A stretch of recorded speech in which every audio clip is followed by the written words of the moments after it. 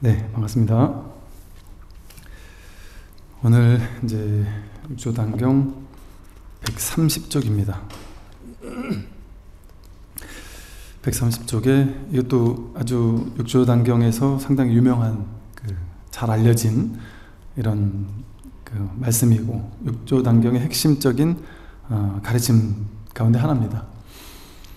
선지식들이요, 나의 이 법문은 본래부터 무념을 종으로 삼고 무상을 체로 삼으며 무주를 본으로 삼습니다 라고 했어요. 무념 하면 이제 무념, 이제 생각이 없다 이거죠. 생각 없음, 무념을 종으로 삼는다, 근본, 으뜸으로 삼는다. 그리고 무상, 모양 없음, 모양 없음을 체, 바탕으로 삼는다. 그리고 무주, 머무는 것 없음, 머무는 바 없음을 본, 근본으로 삼는다. 여기서 무념은 종이고 무상은 체고 무주는 본이구나 해서 종, 체, 본, 이게 각각 도대체 뭐가 다를까? 종은 뭐고 체는 뭐고 본은 뭘까? 이게 중요한 게 아니에요. 다 같은 말이죠. 으뜸, 바탕, 근본, 다 같은 얘기예요. 그러니까 이 공부는, 이 법은 무념, 무상, 무주, 무주의 이 세 가지 어떤 특징을 지니고 있단 말이죠. 이제 이 뒤에 자세히 나오니까 간단하게만 먼저 살펴본다면, 무념이라는 것은, 무념이라는 건 생각 없다 이거잖아요. 이제 생각 없다 이 말은 쉽게 말하면 분별이 없다 이 소리예요. 분별, 망상이 없다 이 소리인데, 분별이 없으면 살 수가 없죠. 사람은 분별이 없으면, 사람이 분별력이 있어야지 갈 때 갈 줄 알고 올 때 올 줄 알고 배고플 때 밥 먹을 줄 알고 집도 찾아갈 줄 알잖아요. 지하철 몇 번 타고 가야 우리 집까지 가는지를 알고 언제 내가 내려야 되는 줄 알아야, 그게 다 생각이고 분별이잖아요. 그러니까 이 무념이라는 것은 아예 없다는 게 아니라,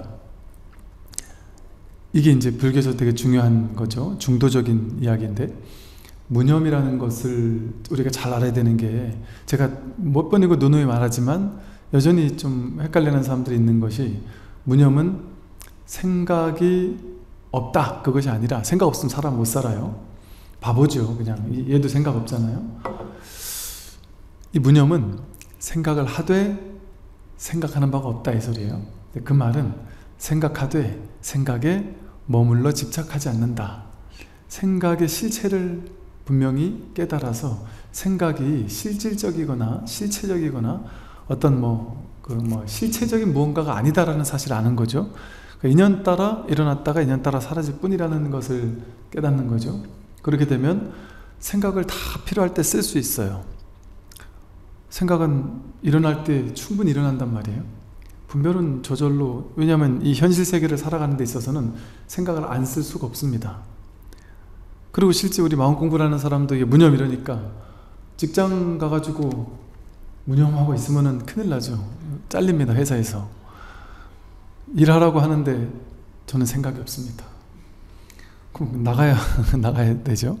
그러니까 생각이 없을 수가 없어요. 그러니까 우리가 직장 생활하거나 현실 생활을 살 때는 생각을 쓰며 살아야 돼요. 그런데 생각을 쓰며 살면서도 무념이래야 되는 거예요. 무슨 무념이냐? 그 생각을 필요할 때 필요한 만큼 다 쓰고 살지만 그 생각에 오염되지 않는 거죠. 생각에 깊이 사로잡히지 않는 거죠. 생각에 머물지 않는 거죠. 그러니까 무주라고 하는 거예요. 무주. 당연하게 무념을 하게 되면 저절로 무주가 돼요. 근데 무념을 한다는 말은 다시 말하면 무상과 같은 말이에요. 무상. 무상이라는 말은 이제 모양상자를 써요. 우리가 이제 보통 서로상자라고 하는 말, 이건 이제 모양이라고 하는데, 이 모양이 뭐냐 하면, 불교에서의 모양은 이제 표상작용 이런 말을 쓰기도 하는데, 모양이라는 것은 우리가 이것을 컵이라고 기억하려면 이 모양을, 이렇게 생긴 모양은 우리가 이름을 컵이라고 하잖아요. 그러니까 이 모양이 이 분별의 근간이 되는데, 우리 살아가는 삶의 근간이 돼요. 우리가 중생을 중생이게 하는 어떤 근간이 돼요. 그러니까 여기가 뭐 바탕이 되니 이렇게 채가 되니 이랬잖아요. 즉 우리가 처음 태어나자마자 갓난아기 때 응애응애 하다가 이제 조금 엄마 뭐 아빠 얘기를 하기 시작할 때쯤 되면 애들한테 이제 사회생활을 제대로 하도록 가르쳐 줘야 되기 때문에 아이한테 표상작용을 일깨워줍니다. 표상을 만들어줘요. 두 가지 이제 단어 카드를 만들어서 앞에다가는 컵 이렇게 써놓고, 한글로 컵 써놓고, 뒤에다가는 이제 컵 모양을 사진을 이렇게 찍어서 논단 말이에요. 그럼 얘한테 컵 이런단 말이에요. 그러면 앞에 있는 컵 모양을 보고 뒤에 있는 컵이랑 글씨를 본단 말이에요. 그래서 컵이라는 글씨와 컵이라는 모양을 매칭시키는 작용을 배운단 말이죠. 그래서 뭐 비행기, 사람, 동물, 뭐 호랑이, 사자 이런 걸 전부 다 단어 카드를 통해서 우리가 이제 비로소 이제 표상작용, 모양을 그걸 이제 이름과 모양을 매칭시켜서 기억하는 작용, 그거를 명색이라 그래요. 명은 이름 명자, 색은 모양 색자, 혹은 뭐 명상이라고도 그래요. 명과 상, 이름과 모양이다 이래요. 그러니까 우리는 세상 모든 것들을 이제 분별하기 전에, 분별하려면 먼저 이 컵이 예쁜지 안 예쁜지, 좋은지 나쁜지 이런 걸 보려면 먼저 컵에 대한 상이 있어야 돼요. 이걸 보고 컵이라고 내가 아는 표상작용이 먼저 있어야 된단 말이죠. 그래서 이렇게 이건 컵이고, 이건 컵뚜껑이고, 시계고, 마이크고, 부처님이고, 뭐 스님이고, 이런 식으로 우리가 특정한 모양을 보면 그 특정한 모양을 특정한 이름을 떠올려서 딱 기억한단 말이죠. 매칭시킨단 말이죠. 그거를 이제 상이라고 그래요. 상이라고 그래요. 좀 구체적으로 말하면 이제 명상이라고 부릅니다. 근데 그건 우리 사람들이 임시로 만들어 놓은 거죠. 사람들이 임시로 뭐 나라마다 언어가 다르잖아요. 그러니까 그게 매칭되는 게 또 다를 수 있겠죠. 그리고 또 똑같은 이미지인데 어느 나라에선 좋은 이미지가 어느 나라에선 나쁜 이미지일 수도 있겠죠.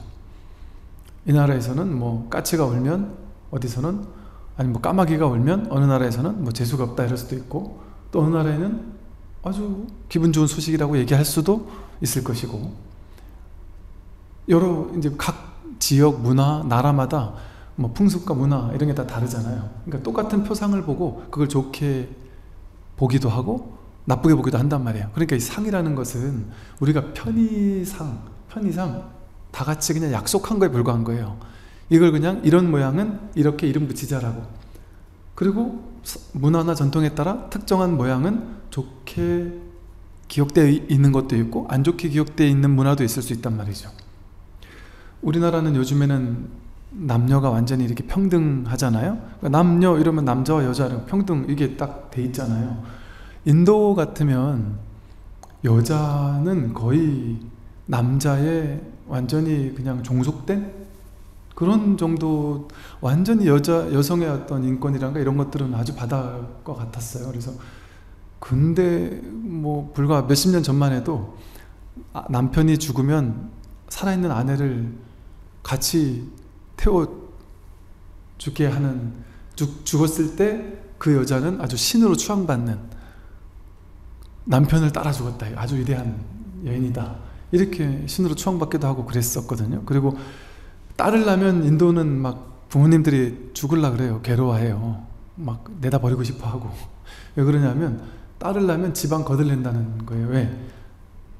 이 남자가 내 딸을 데리고 가주는 것만도 고맙다고 우리 집 거의 뭐 전 재산을 갖다가 딸을 시집 보낼 때 지참금으로 줘야 되는 거예요. 그러니까 딸을 낳으면 막 펑펑 울었다 그래요. 그러니까 딸 하면, 여자 하면 어느 나라에서는 이런 이미지일 수도 있단 말이에요. 이게 또 뭐 사실은 옛날 같으면 또 다 그랬잖아요. 여인의 어떤 뭐 옛날 뭐 그리스 로마 이런 데서도 보면은 그 뭐 평등이라고 해도 그게 남자들끼리의 평등이지 여자들까지 이렇게 평등 이러진 않았었단 말이죠. 그러니까 여인 이런 거에 대한 이미지 상이 시대마다 나라마다 다르잖아요. 다른 것처럼 또 종교도 마찬가지죠. 종교가 시대마다 어떤 특정 종교가 어떤 특정 지역에서는 좋게, 어떤 특정 지역에서는 아주 그 종교가 나쁘게 이렇게 이미지로 상으로 기억되기도 하는 거죠. 또 아프리카 어느 부족에서는 아마 남자고 여자고 그런가 봐요. 이렇게 뚱뚱하면 뚱뚱할수록 미인 미남이라고 이렇게 한다 그래요. 그래서 뚱뚱할수록 뚱뚱한 사람은 아주 아름답고 멋있는 사람이다, 이런 어떤 상을 가지고 있고, 우리나라는 빼빼 마를수록 예쁘고 잘생겼다 이렇게 여기는 그런 상을 가지고 있잖아요. 이것처럼 우리는 세상 모든 것들을 상을 가지고 기억해서 이 상을 기반으로 생각하고 판단하고 분별한단 말이에요. 그런데 그 생각과 분별과 판단이 기반이 되는 이 상이라는 것 자체가 실제가 아니란 말이에요. 허망하게 내가 그냥 그런 모습으로 그것을, 그 대상이 나에게는 어떤 상으로 돼 있는지, 이게 사람마다 다 다른 거예요. 법상 스님 하면 제법문을 예를 들어 열심히 듣고 막 정말 열심히 듣는 분들은 법상 스님 하면 되게 좋아하는 상을 가지겠죠. 훌륭하다는 상을 가지겠죠. 그것도 이제 불자들 중에도 그래요. 제가 정말 어이없게도 너무 제가 진짜 말도 안 되게도 어떤 분들은 이제 법상 스님, 그분 깨달은 도인, 이렇게 얘기하는 이런 착각하는 어리석은 사람들이 있더라고요. 전 그런 사람이 아닙니다. 그리고 또 그 스님 뭐 이래저래 하고 자기마다의 법상 스님이라는 것을 상으로 기억한단 말이에요. 그러니까 그거는 진짜 저겠어요? 진짜 저겠습니까? 자기 머릿속에 기억된 법상 스님이잖아요. 그럼 100명이면 100명의 법상 스님이 다 다르겠죠. 상이 다 다르겠죠, 그죠? 그래서 어떤 사람은 예를 들어 스님, 또 법상 스님에서 스님은 이래야 된다라는 상을 가지고 있어요. 그래가지고 스님이 뭐 커피를 먹는다. 어떻게 스님이 커피를 먹을 수가 있어?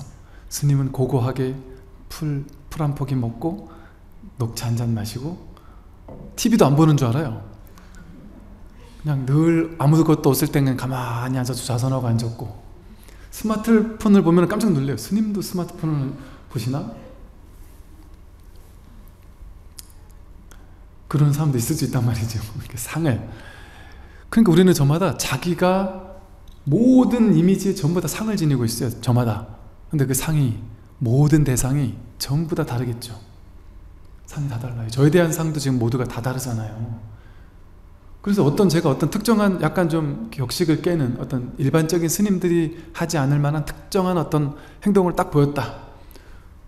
그러면은 어떤 분들은 되게 충격받을 수도 있죠. 야, 스님이 어떻게 저러지? 이렇게 충격받을 수도 있고, 어떤 분들은 야, 역시 요즘 스님이야. 요즘 스님들은 역시 좀 다르다. 이렇게 좋아하는 사람도 있단 말이죠. 그러니까 이제 제가 요즘 젊은 스님 중에 저도 좀 이제 저도 젊지만 저보다 더 젊은 스님들 보면 저도 좀 깜짝 놀랄 때가 있거든요. 지금 20대 스님들을 보다 보니까 이게 옛날하고 다른 거예요. 자기가 잘하는 거 있잖아요. 이게 좀 겸손하게, 아닙니다, 저도 모릅니다, 저도 못합니다, 이러지 않더라니까요. 당당하게 내가 잘한다, 난 이게 잘났다, 딱 얘기를 하더라고요. 근데 너무 멋있어 보이는 거예요. 저는 그렇게 대놓고는 은근슬쩍 내 자랑은 해도 어릴 때부터 우리 어른들은, 그죠? 대놓고 내 자랑을 딱 하지는 않잖아요. 근데 이 젊은 스님을 딱 만났는데 당신, 난 이런 사람이다 하고 딱 얘기를 하는데, 야, 요즘 사람들은 다르구나. 한편으로는 또 좀 멋있어 보이더라고요. 그리고 요즘에 어찌 보면 좀 옛날에 강한 아버님 밑에서 억눌려 사는 사람들은 이 권위를 좀 두려워하거든요. 무서워하거든요. 요즘 사람들은 부모님과 친구처럼 지내니까 아무리 높은 사람은 두려워하지 않아요.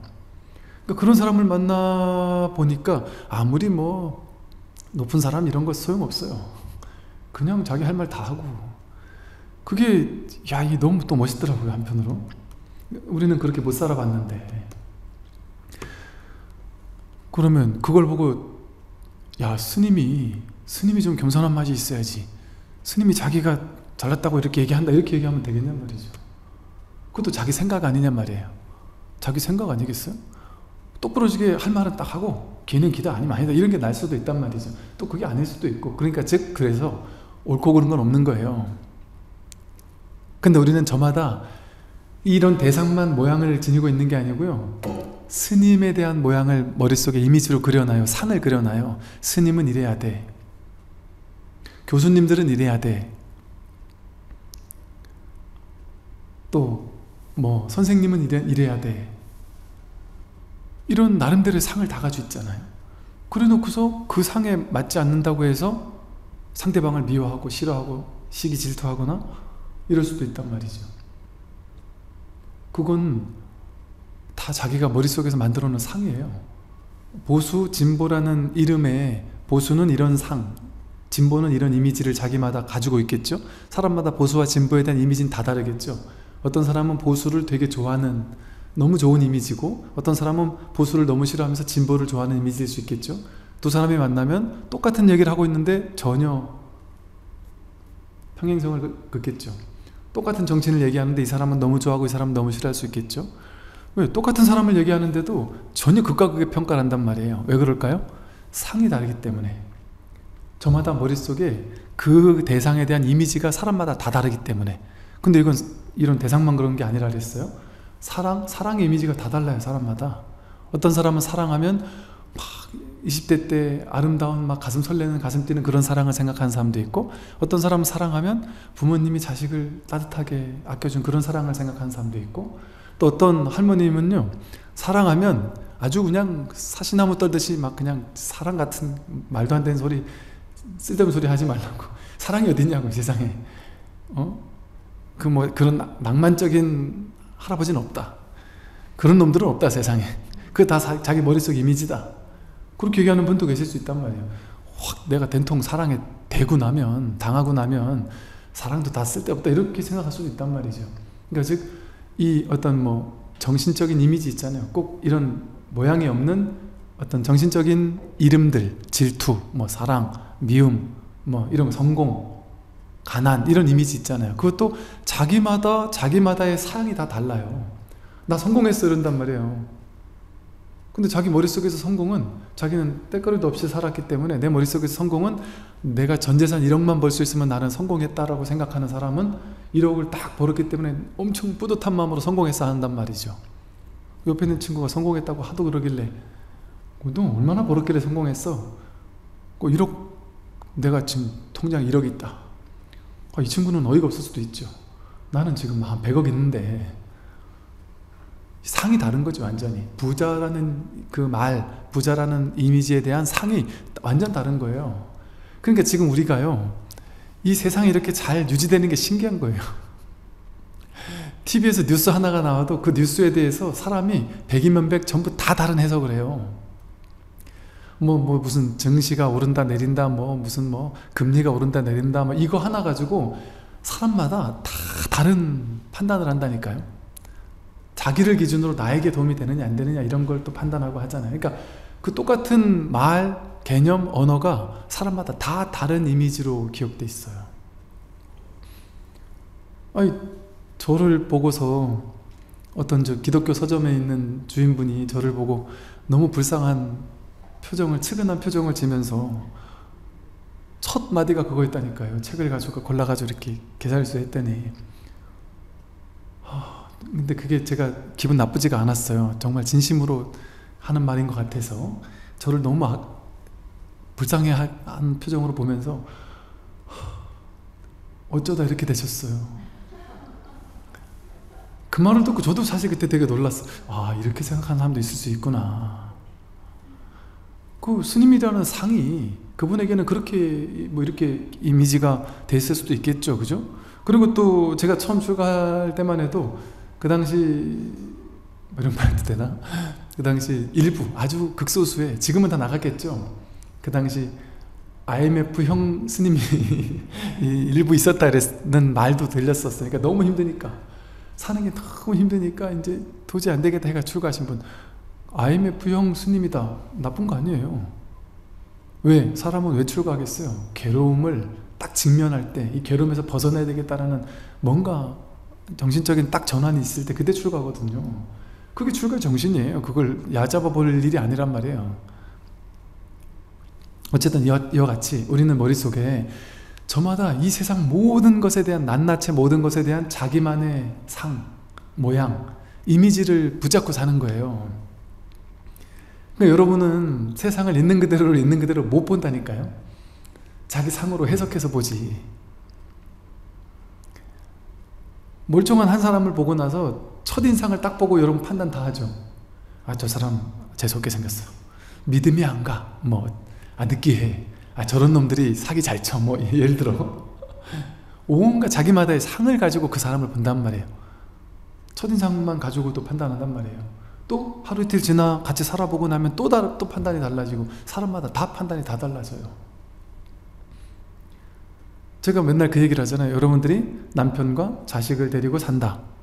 남편을 안 본다니까요. 있는 그대로 못 본다니까요.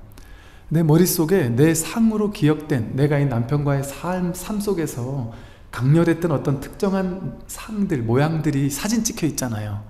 내가 결혼했을 때 그 당시 설레던 그 장면이 사진으로 딱 찍혀 있고, 남편이 나를 엄청 속 시끄럽게 해가지고 막 짜증나서 막 정말 죽이고 싶었던 그런 장면도 사진 찍혀서 내 안에 기억되어 있을 수 있단 말이에요. 그걸 상온이라 그래. 상온. 그래서 여러 가지 장면들이, 그 사람에 대한 이미지가 내 머릿속에 아주 수많은 사진으로 자동으로 이렇게 딱 내 머리라는 컴퓨터 속에 싹 기억돼, 저장돼 있단 말이에요. 그 상이, 무수히 많은 상들이. 그러니까 이제 복잡한 거예요. 한편으로 보면 저 싫다는 느낌도 들 수 있고, 또 한편으로는 측은함, 그러면 그래도 좋은 느낌과 싫은 느낌이 동시에 같이 든다니까요. 왜? 그 상이 내 안에 이렇게 집적되어 있으니까, 쌓여 있으니까 그 여러 가지 상들이 막 복잡하게 연이어 있는 거거든요. 그래서 우리는 지금 법회 끝나고 다 집에 돌아가면 남편을 딱 보자마자 그 남편을 만나는 게 아니라, 내 머릿속에 내가 기억해놨던, 내가 사진 찍어놨던 그 표상들이라는 필터를 통해서 그 사람을 보는 거예요. 그러니까 그 사람이 예를 들어 야, 우리 어디 좀 투자를 해볼까? 예를 들어 이제 이렇게 얘기를 했다. 그러면 이분이 과거에 여기저기 막 투자하다가 돈을 막 날려가지고 집안을 파탄낸 전적이 있으시다. 그러면 예를 들어 이렇단 말이지. 투자라기보다 이분이, 야, 우리가 이래저래 좋은 곳이 있으니 글로 한번 이렇게 좋은 데로 이사를 가든지 좋은 투자처가 있다라고 얘기를 했을 때 누가 저한테 와서 상담할 때 얘기를 하시는 거예요. 내가 뭔 얘기를 해도 믿어주질 않는다. 이거는 100% 진짜 좋은 건데 내가 말만 했다 하면 무조건 노라는 거예요. 일단 그게 심지어 이렇게 얘기하는데, 너가 아무리 100%, 200%, 300% 좋은 걸 가져와도 나는 무조건 노야. 이렇게 얘기한다는 거예요. 얼마나 됐으면 그러겠어요. 그게 상으로 내 안에 남은 거죠. 내 마음속에 상으로 남으니까 이 사람이 가져오는 건 다 의심스러운 거죠. 이게 무슨 말이에요? 모른단 말이에요. 지금은 이 사람이 바뀌었을지 그걸 통해 배우고 깨달았을 수도 있잖아요. 그죠? 그래서 실수를 더 이제 안 할 수도 있단 말이에요. 그런데 말만 꺼냈다면 일단 탁 써붙이는 건 뭐겠어요? 상으로 그 사람을 보기 때문에. 또 이 사람이 나한테 뭘 하자 이러면은, 당신 한마디 하면 또 이거 할라래지 또 저거 할라래지 하면서 내가 미리 그냥 짐작해가지고 넘겨짚는단 말이에요. 뻔히 이런 얘기 하겠지. 자식들이 문 꽝 닫고 들어가 있으면 또 게임 하겠지.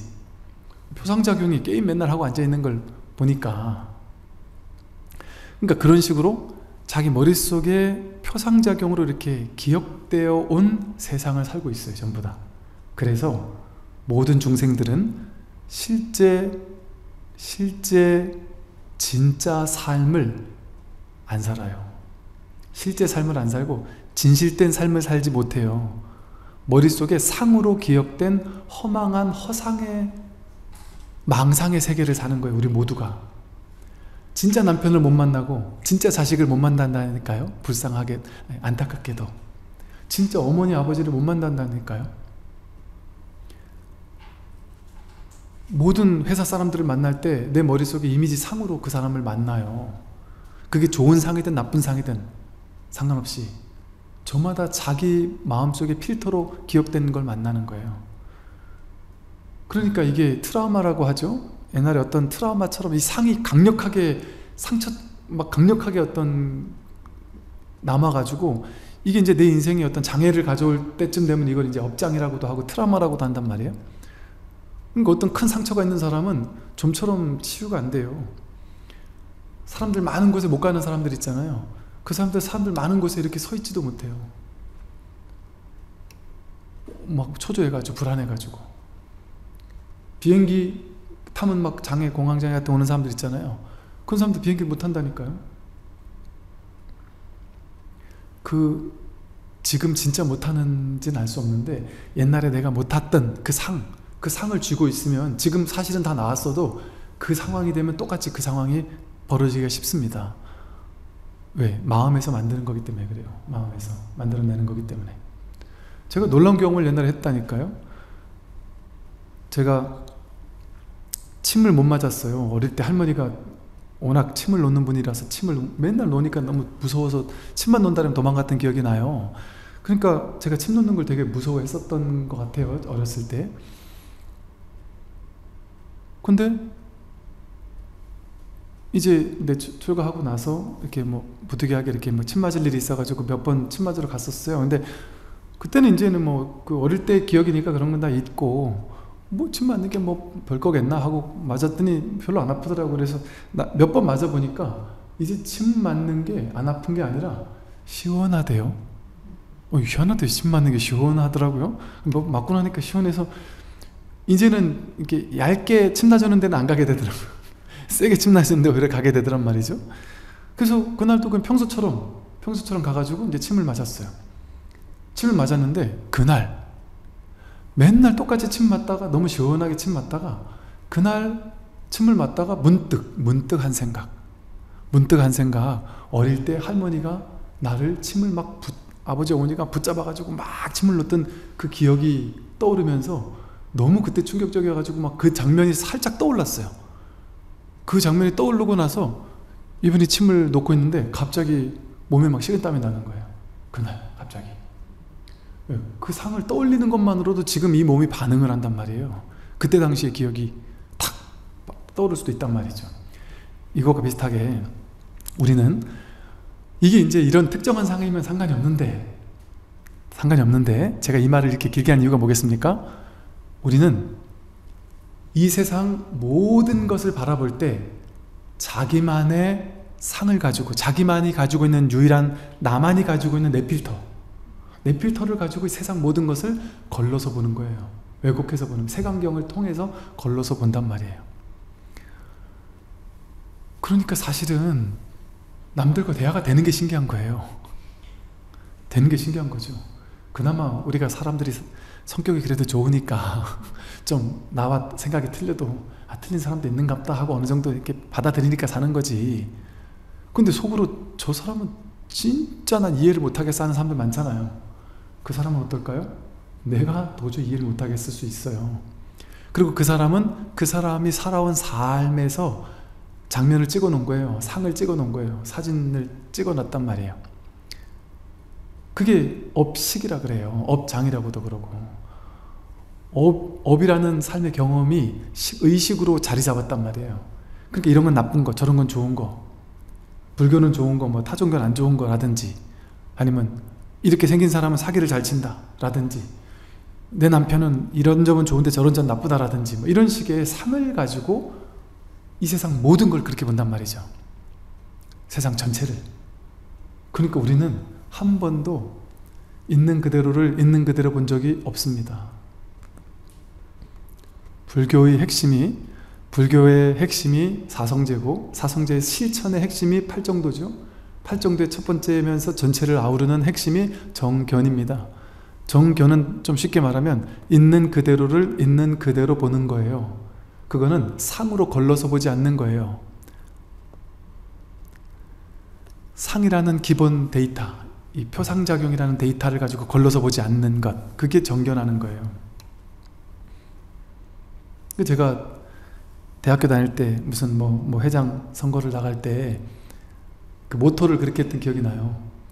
있는 그대로를 있는 그대로 보는 제 몇 대 무슨 학생회 회장 이렇게 술만 했던 기억이 나요. 그때 그 정견에 꽂혀 있어요. 정견에. 야, 있는 그대로 보는 게 이렇게 중요하구나. 그런데 우리는 그걸 딱 들으면 있는 그대로 본다? 나 있는 그대로 보는데. 아, 맞아. 하기야. 나는 있는 그대로 보는데 사람들은 진짜 이상하게 보더라. 사람들은 다 잘못된 시선으로 보더라. 왜곡된 시선으로 보더라. 있는 그대로 좀 봐야 돼. 아, 저 어리석은 사람들. 그러면서 자기가 그렇게 본단 말이에요. 좋은 쪽으로 보는 것도 왜곡이고요, 나쁜 쪽으로 보는 것도 왜곡이에요. 세상에는 좋은 것도 없고 나쁜 것도 없습니다. 있는 그대로밖에 없어요. 선도 없고 악도 없어요. 좋은 대상도 없고 나쁜 대상도 없어요. 그냥 있는 그대로밖에 없어요.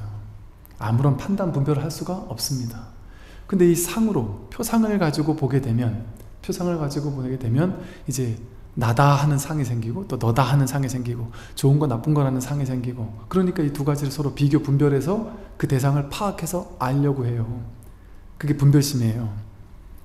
이 표상이라는 기본 데이터를 가지고 아르마리를 만든단 말이에요. 그게 이제 반야신경에서 말하면 수상행식에서 상온과 식온이에요. 상온이라는 표상작용이라는 데이터와 수온이라는 느낌, 그 표상을 지어놓으면 표상마다 다 느낌이 다르잖아요. 그 느낌이라는 기본 두 가지 데이터를 가지고 최종적으로 식이라는 마음이 의식한단 말이에요. 이걸 분별심, 분별식이라 그래요. 이 식이 일으키는 모든 생각들, 그거를 념이라 그래요. 념. 그래서 무념하면은 분별심, 식, 반야신경에는 오온, 개공, 도, 일체고액이라고 나오잖아요. 거기서 쉽게 말해서 색, 즉, 시공, 색불이공, 공불이색, 색즉시공, 공즉시색, 수상행식, 역부여시. 수상행식이 다 공하다라는 얘기잖아요. 여기서 말하는 무념과 무상은 수상행식 가운데 상온도 공하고 식온도 공하다, 쉽게 말해 이 소리예요.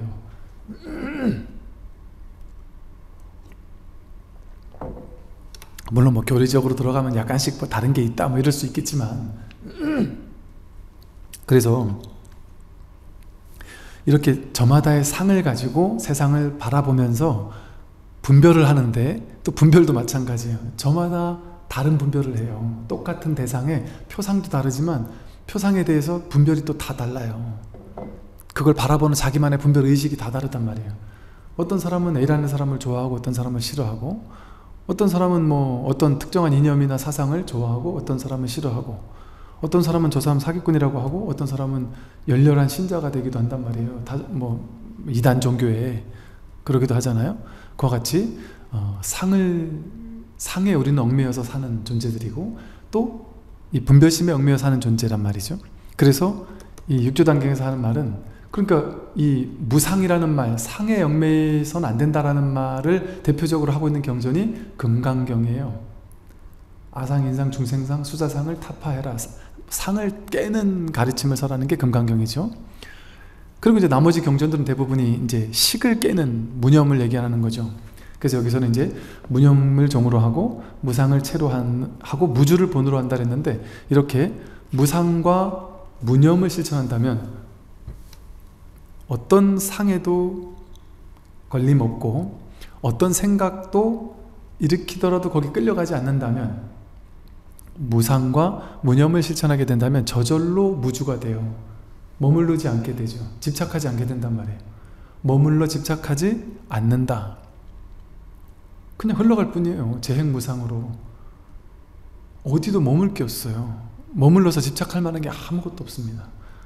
어떤 생각에도 집착하지 않는단 말이에요. 그냥 왔다 갈 뿐이에요. 모든 생각, 표상, 그것들을 써먹을 줄 알아도 거기에 머물러 집착하진 않는다. 특정한 표상에 내가 머무르지 않는 거예요. 특정한 생각, 가치관 이런 거에 머물러서 이것만이 절대 진리야 라고 얘기하지 않습니다. 어떤 표상에도, 어떤 생각, 관념, 개념에도 머물러 집착하지 않게 되죠. 자유롭게 흘러가는 삶을 살게 된단 말이죠. 무념, 무상, 무주를 실천하게 되면. 그러면 정말 뭐랄까, 자유로워지죠. 어디에도 걸림이 없으니까. 걸림이 없으니까. 상에 얽매이지 않고 상을 빼고, 생각을 빼고, 어디도 머무는 법 없이, 어디도 집착하는 법 없이, 이걸 한번 보세요.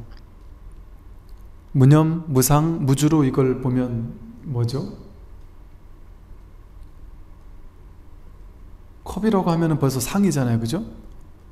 예쁜 컵 하면 벌써 예쁜 하고 분별했잖아요. 분별하니까 그건 벌써 생각이 일어난 거죠. 무념이 아니란 말이에요. 그럼 뭘까요, 이거는? 컵이에요. 무념으로 하면 이건 컵이 아니잖아요. 그런데 무념으로 하면 이게 컵이에요. 왜 그럴까요? 컵이라는 거는 무상이죠. 상이죠. 상이죠. 그죠? 제가 컵이라고 얘기하면 벌써 상에 얽매인 거잖아요. 그죠? 그런데 제가 뭐라 그랬어요? 무념과 무상은 아예 생각도 없고 표상도 없는 게 아니라 그랬죠? 있으되 없는 거라 그랬죠?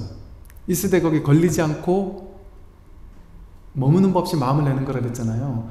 제가 컵이라고 할 때는 컵에 집착하는 마음으로, 컵에 머무는 마음으로, 컵이라는 표상에 얽매인 마음으로 컵이라고 한 게 아니고 그냥 컵이라고 했단 말이에요. 머물지 않는 마음으로, 상에도 머물지 않는 마음으로 컵이라고 했을 때는 컵, 이게 문제가 없단 말이에요.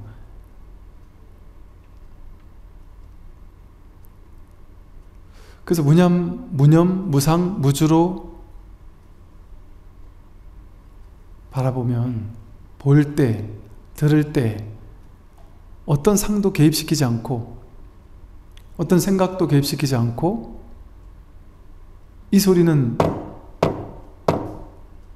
어떻게 들리세요? 이 소리가 상을 개입시키지 않고 스님이 저 앞에서 나는 소리구나 그 생각이죠. 이게 진짜 저 앞에서 나는 소리예요? 여러분 지금 여기 귓전에서 이게 울리지 않아요?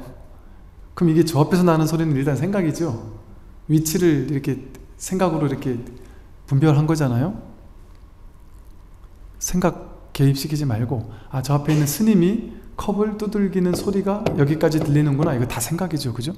그 생각 다 빼고 소리가 저 기침소리와 이 컵소리 이게 다르지 하는 건 모양이죠. 모양. 상이죠. 상. 모양을 가지고 분별하는 거죠. 상을 빼면 어때요? 저 기침소리와 애취하는 기침소리와 이 소리가 상을 빼면 다르지 않죠? 다르지 않죠? 상을 빼고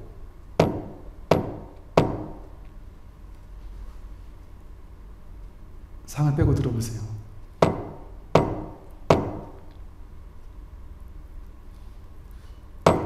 상을 빼고 들으면 상과 념을 빼고 들으면 이 소리에도 머물지 않고 무념 무상 무주로서 이 소리를 들으면 그냥 이것뿐이에요.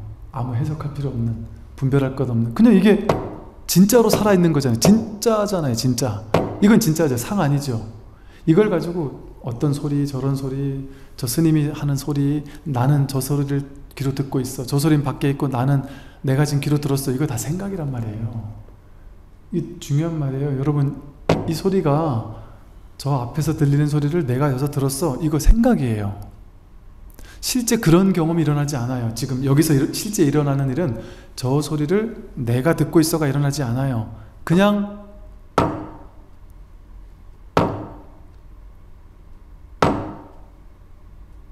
굳이 말로 표현하면 이거 하나가 통으로 그냥 이것뿐이죠. 통으로 이것뿐이란 말이에요. 여기는 저 소리를 내가 듣는다라는 주객으로 나뉘지 않아요. 그냥 이게 경험된단 말이에요. 그냥 이게 진짜란 말이에요. 이게 진짜 진실. 그러니까 진실은 이거예요. 이거. 나머지는 개념 따라가고 모양 따라가고 말 따라가고 분별 따라가서 내가 중생의 분별로서 상으로서 세상을 바라보니까 좋은 일 있고 나쁜 일 있고 성공 있고 실패 있고 성공 있고 실패 이거 다 생각이고 개념이잖아요. 성공 실패가 어디 있어요? 늘 그냥 볼 뿐이고 들을 뿐이고 말할 뿐이고 생각할 뿐이고 행동할 뿐이고 매 순간 그럴 뿐이지. 오고 가는 게 어디 있어요? 오고 가는 게 어디 있습니까? 내가 온다라고 생각하고 간다라고 생각할 뿐이지. 제가 뭐 인도, 아프리카, 히말라야 다 가봐도 제가 한 거는 그냥 이거밖에 없어요. 이거 발로 한 발 한 발 내 발등 위를 그냥 계속 왔다 갔다 한 거예요. 마치 그 헬스장에 가면은 이게 런닝머신을 제자리에서 맨날 걷듯이 1시간을 거기 위에서 걸어도 그냥 그 자리잖아요. 제가 부산에서 서울까지 차를 타고 오는데 진짜 왔냔 말이에요. 난 그냥 가만히 앉아 있었는데 왔다라는 생각이 일어날 뿐이지.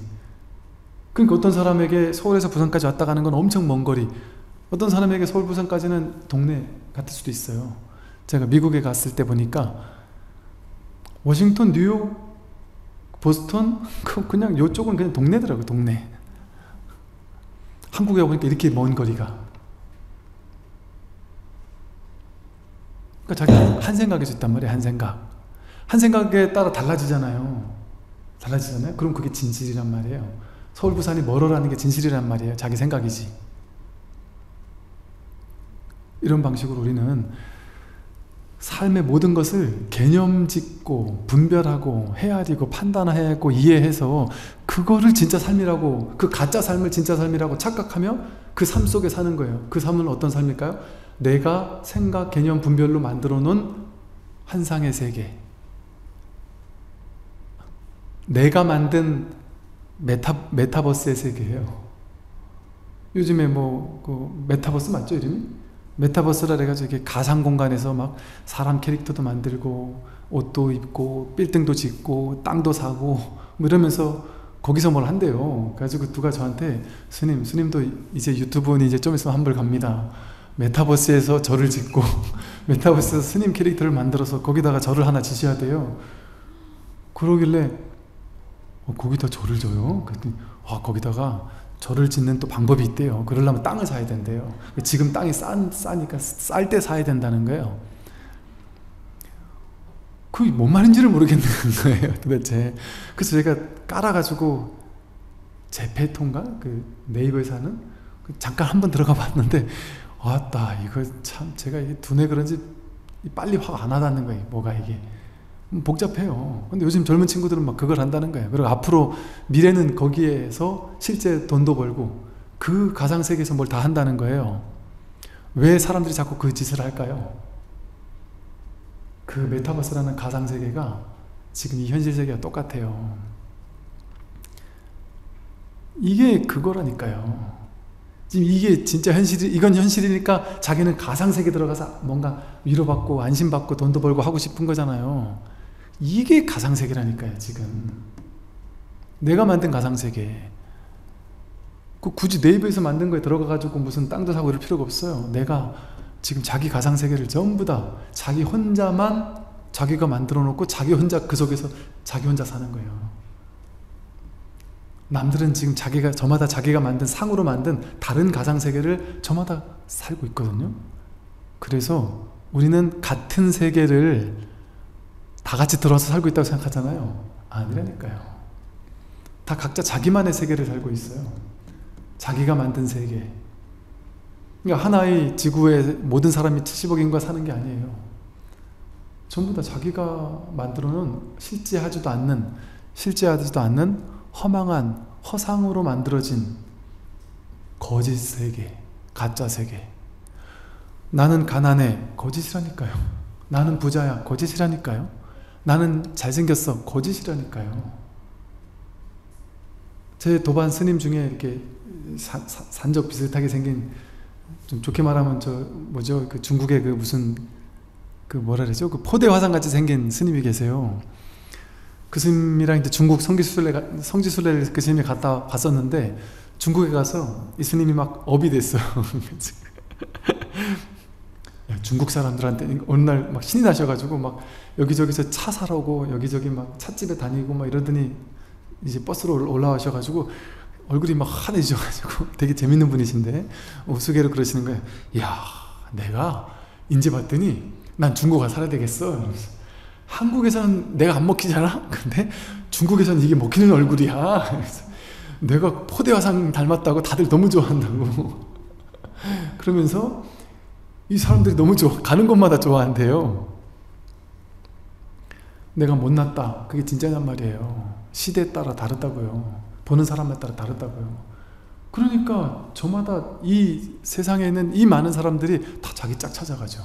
자기 짝에게는 자기가 멋있는 거라.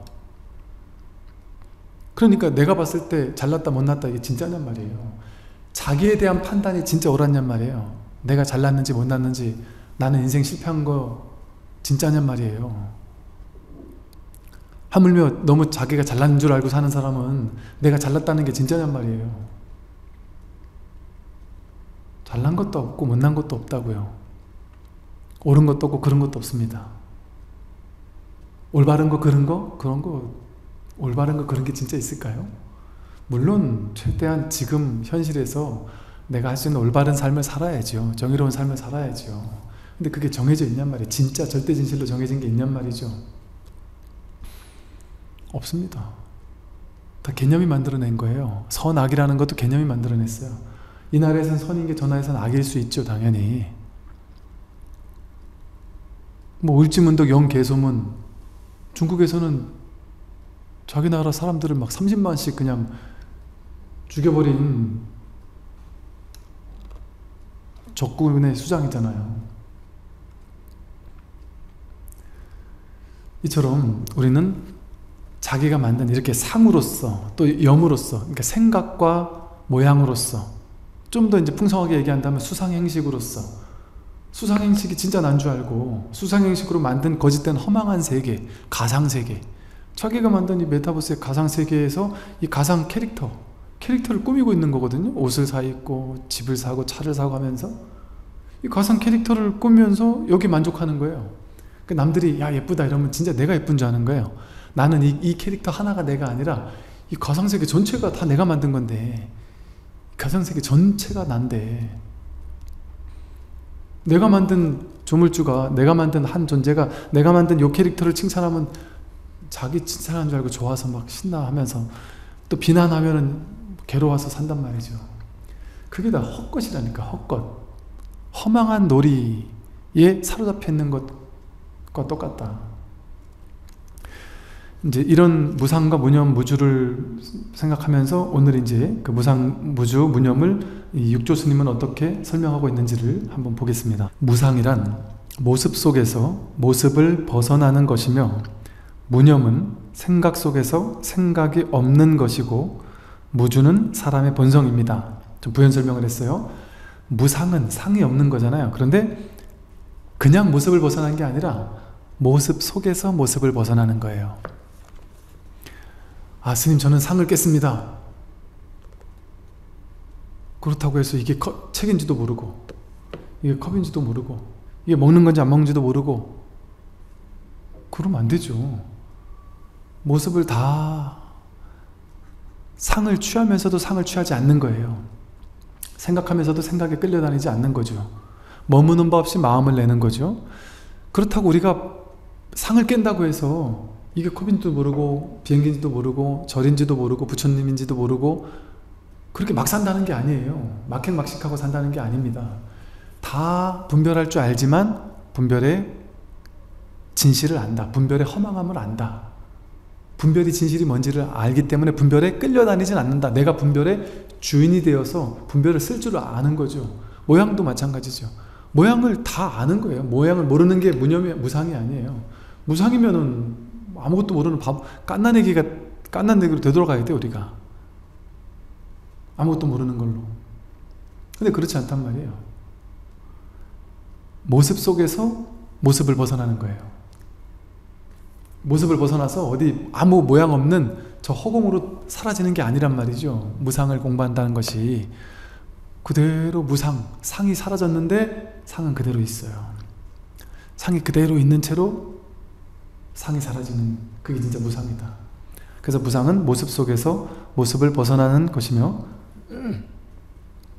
무념은 똑같아요. 생각 속에서 생각이 없는 것이다.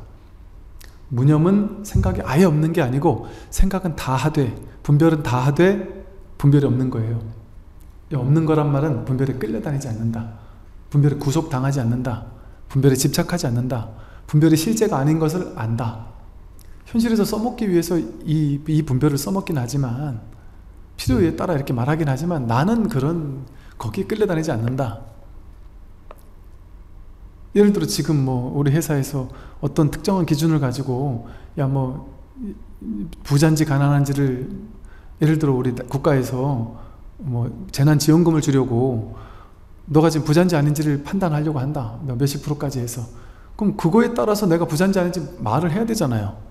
그러면 예를 든다면, 뭐 말 안 해도 알아서 주겠지만 예를 든다면 아, 나는 부자구나 하고 안 받든지, 나는 가난하니까 받든지, 그건 한단 말이죠. 상이 없어도 내가 가난한 줄 알고 받아야 되는 줄 안단 말이죠. 근데 내 마음에는 가난하다 부자다라는 생각이 없단 말이에요. 거기 걸리지 않는단 말이에요. 가난한 게 전혀 문제되지 않는단 말이죠. 부자도 문제되지 않는단 말. 이게 중요한 얘기예요. 가난에만 문제되지 않는 게 아니라 부자도 문제가 되지 않는다니까요. 불교 공부는 가난해져야 되는 줄 알아요. 아니라니까요. 가난하면서 가난에 걸리지 않고 가난하게 사는 거예요. 아름답게 멋있게. 그런데 그렇다고 우리가 뭐 일부러 가난해질 필요 있어요? 안 되죠. 부처님 제자들 상인들이 얼마나 많았는데요. 그 당시 바이샤 계급, 상인 계급들이 엄청 많았어요. 상인들에게 어떻게 하면 장사를 잘하는지, 임금에게, 크샤트리에게는 어떻게 하면 정치를 잘하는지를 다 설명해 줬단 말이에요. 돈 잘 버는 방법을 가르쳐 주신단 말이에요, 부처님이. 그들은 많이 벌어가지고 보시도 하고 그랬단 말이에요. 서로 돈 버는 게 나쁜 게 아니란 말이죠. 그러니까 불교는 가난해야 되는 무소유, 이게 아니에요.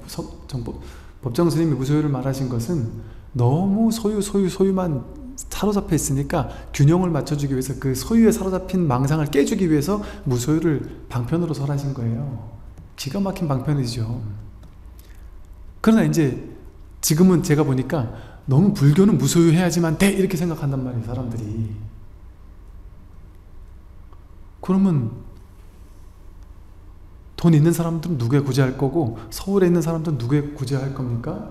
스님들은 뭐 최신 얼리 어답터라 그러나요? 얼리 어답터가 되면 안 돼. 스님들은 싼 거, 구닥다리만 맨날 써야 돼. 그러니까 혜민 스님이 비싼 무슨 뭐예요, 이거 아이폰에서 나온 뭐 이런 거 이렇게 본다고 사람들이 욕을 하고 막 그랬단 말이에요. 그러면은 그거 안 쓰면은 어플을 어떻게 만드냐고요. 저는 너무 좋게 봤거든요. 왜냐하면 야, 불교도 이렇게 바뀌고 있구나. 아니, 그리고 종로에서 한복판에서 어플을 만들려면, 마음 챙김, 마음 공부, 깨달음 어플을 만들려면 어플 전문가 친구들하고 같이 해야 되고, 같이 그걸과 머리 맞대야 되고, 그러면 거기 살아야지. 어디 저 시골에서 맨날 출퇴근 할 수가 있습니까? 거기 살아야죠. 그리고 꼭 스님이 절에만 살아야 된다는 것도 고정관념 상이에요. 마음 챙김 무슨 명상센터 같은 거를 만드셨단 말이죠. 근데 그 명상센터에는 살 수가 없어요, 사람이. 그 옆에 어딘가 거처를 마련해야 됐겠죠. 뭐 제가 이 두둔하려고 하는 게 아니라, 이것도 하나의 좀 이렇게 너무, 물론 제가 아주 과한 것에 대해서는 반성해야 될 것도 있겠죠. 그러니까 당신도 깨닫고 반성하기 위해서 이렇게 침묵하고 아무 말 안 하고 핑계 안 대고 반성하시잖아요. 저는 혜민스님하고 관계없는 사람입니다. 근데 균형을 맞춰야 된다는 생각이 들어요. 지금 혜민스님만을 제가 얘기하는 게 아니라, 지금 현대사회가 보면 정치인이고 연예인이고 뭐 체육인이고 할 것 없이 누구 하나 조금만 문제가 있다 싶으면 마냐사냥하듯이 모든 사람들이 막 그냥 우르르 몰아가서 욕을 하고 몰아붙이고 그 사람을 완전히 막 이런단 말이에요. 그러면 이게 나만 할 수 있는 사람이 얼마나 되겠어요? 우리가 진짜 그렇게 우리가 청빈하고 다 그렇게 깨끗합니까? 깨끗합니까? 아니, 저부터도 제가 돈이 있었으면 서울에 포교당 사람들이 접근성 좋은, 지하철 가까운 그런 곳에 이렇게 널찍한 포교당 냈을 거예요. 당연히 안 그렇겠습니까? 그러니까 제가 이제 뭐 이런 것보다 좀 바뀌어야 되거든요. 지금 사실은 불교도 좀 바뀌어야 되고, 그 고정관념 이런 것에 계속 따라가게 되면 이걸 누군가 이렇게 깨주는 스님들도 필요해요. 그리고 지금 젊은 스님들 그렇게 하고 계시는 분들 보고 저는 되게 응원을 하고 있거든요. 그러니까 옛날처럼 무조건 스님 됐으니까 서울에 가 살지 마라, 무조건 저 시골 가서 옛날 전통교육만 받아야 된다, 무조건 그럴 필요는 없다고 생각해요. 서울에서 동대든 대학원이든 공부도 하고, 무슨 저기 컴퓨터 관련된 교육도 좀 받고 코딩 같은 교육도 좀 받고 그래서 그런 어플을 만드는 스님들도 있고 그게 포교 아니에요. 요즘에 맞는 포교잖아요. 메타버스에서 무슨 법당도 하나 짓는 스님도 나타나고 유튜브 하는 스님들도 있듯이 그러니까 이 현대 사회가 지금 이 사회 자체가 그런 사회잖아요. 그러다 보니까 그럴 수밖에 없죠. 그래서 그런 것들도 이제 한편은 있구나 하는 면들도 우리 불자분들이나 많은 분들이 그럴 수도 있겠구나 하는 것도 어느 정도는 좀 이해해야 되지 않을까 하는 생각도 좀 들더라고요. 그래서 제가 그냥 말씀을 드렸고요. 그래서 어디 갇히는 게 아니에요. 저는 정말 그게 좀 제가 그래서 사실은 이게 뭐 정단을 소속을 제가 나와버린 것도 어디에도 갇히고 싶지 않거든요. 저는 제가 스님이라는 스님을 이래야 된다는 거 이런 거 솔직히 가르치고 싶지 않아요. 제가 오죽했으면 아예 스님을 그만둘까 생각도 했을 테니까요. 어떤 이름이 나를 규정짓는다? 그거는 걸림 별로 뭐 그렇게 사는 것도 나쁘진 않은데 꼭 그것만이 다 할 수는 없거든요. 그래서 뭔가 그 상을 좀 깨야 돼요. 지금 이제 시대가 바뀌면 그만큼 우리가 그 고정관념 같은 그런 상도 깨야 되고 그 옛날 방식대로만 하면 그냥 죽비 3번 치고 알겠습니까? 이게 법이에요.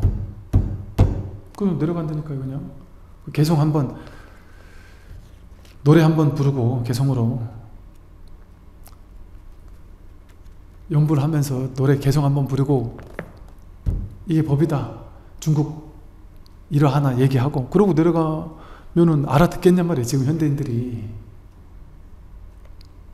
그 포교 방법도 좀 바뀌어야 되고 그런 게 있습니다. 그게 왜 그러냐 되느냐, 불교는 상업을 기반으로 해서 나타난 종교거든요. 그러니까 사실은 기독교, 천주교 또 다른 많은 종교들은 보면 어떤 유목 전통이라든지 아니면 그 농업 전통이든지 그렇거든요. 보통 다 그래요. 대부분 유목 전통이나 농업 전통이에요. 유교 같은 건 농업 전통이고 뭐 기독교 같은 건 유목 전통이기 쉬운데 불교는 독특하게 상업 전통에서 나온 종교예요.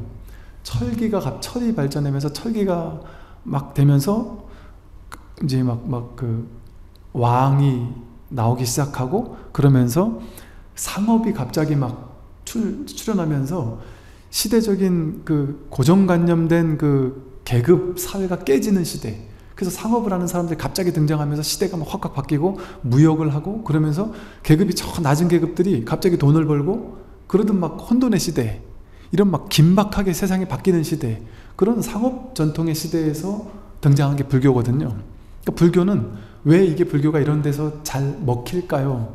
요즘 같은 시대에 불교가 잘 먹힐 수밖에 없는 이유가 태생이 그래요. 태생이.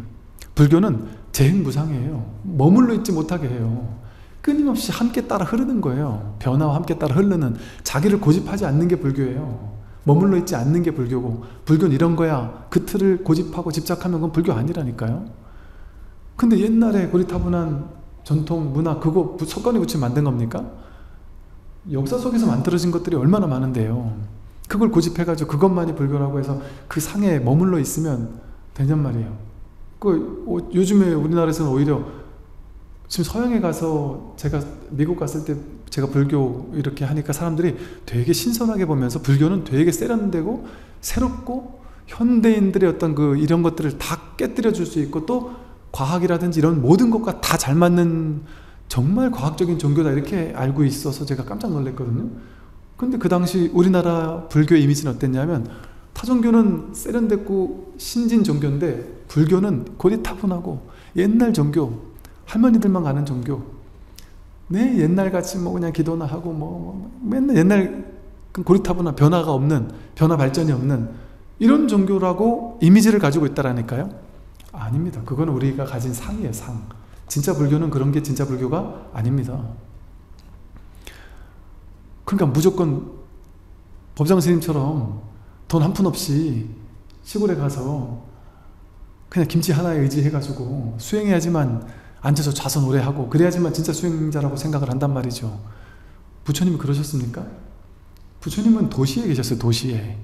마가다국, 코살라국, 그 당시 가장 번화했던 마가다, 코살라라는 두 나라를 비롯해서 가장 큰 대도시 수도만 다니면서, 수도 위주로 다니면서 가장 번화했던, 가장 상업이 누렸고 정치가 누렸던 번화했던 곳들을 다니면서 그곳에 있는 대중들을 교화했어요. 왕과 또 그 상공업자들, 그리고 모든 대중들을 다 교화했습니다. 어디 산에 가가지고 앉아있는 그런 거 하지 않았어요. 부처님은 끊임없이 걷고 걸었고 끊임없이 사람들을 만났죠. 그러니까 당대에 교주치고, 마호메트나 예수님이나 다 안 그랬잖아요. 교주치고 당신이 살아있던 당대에 부처님 그 당시에 16개국이 있었는데 거의 16개국을 다 다니면서 포교를 했고, 대부분의 나라 왕들이 부처님을 믿었고, 국가에서 막 절을 져주고 막 곳곳에 절이 수십 수백 개가 지어졌어요. 부처님 당대에. 부처님이 건축 전문가도 아니었는데 알아서 절을 져놓고 부처님 제발 와주십시오 해가지고 무수히, 그러니까 당대에 현실적으로 봤을 때 이렇게까지 성공한 사람이 없더라는 거예요. 종교 교주가 없더라는 거죠. 그만큼 부처님은 엄청난 열정을 가지고 엄청난 포교를 하신 분이에요. 그 긴박하게 돌아가는 세상에서 긴박한 변화를 다 조언을 해주면서, 상공업자들에게도 조언을 해주고, 전쟁 나는 임금들에게도 조언을 해주고, 그러면서, 그래서 이렇게 어떤 불교는 이런 거야 라는 고정된 옛날 고리타분한 상에 머물러 있기만 하는 게 전통, 그거 아닙니다. 오래되다 보니까 우린 그런 상을 가지지만 불교의 본질은 그런 게 아니에요. 그래서 요즘에도 절집안이 많이 바뀌거든요. 요즘 서울에 포교당 내는 스님들 보면 와, 절이 이럴 수가 있단 말이야? 깜짝 놀라요. 제가 얼마 전에 법회 좀 해달라 해서 갔더니 저희가 진짜 약간 너무 좋은 아이디어를 받았어요. 저는 이제 제가 서울에 이제 예를 들어 나중에라도 포교당을 낸다면 부처님 모시고, 수미단을 모시고, 부처님 모시고, 닷집 옆에 탱화 이거 하는데 여러분 건물 짓는 돈 못지않게 더 든다니까요. 그런데 그 절에 갔더니 그냥 한 층에 텅 빈 공간에 부처님도 아무것도 없어요. 중간에 액자 하나 달랑, 달마 액자 하나 달랑, 끝. 아무것도 없습니다. 제가 깜짝 놀랐어요. 이거다. 제가 돈이 없으니까 어떻게 하면 인테리어를 좀 부처님 모시고 하는 걸 적게 드릴 수 있을까를 고민했는데, 그걸 딱 보니까 이건 돈이 안 되네. 나는 부처님 액자가 난 있으니까, 누가 기증해 주신 게 있으니까 그분 한 분 딱 모시면 끝이네 그냥.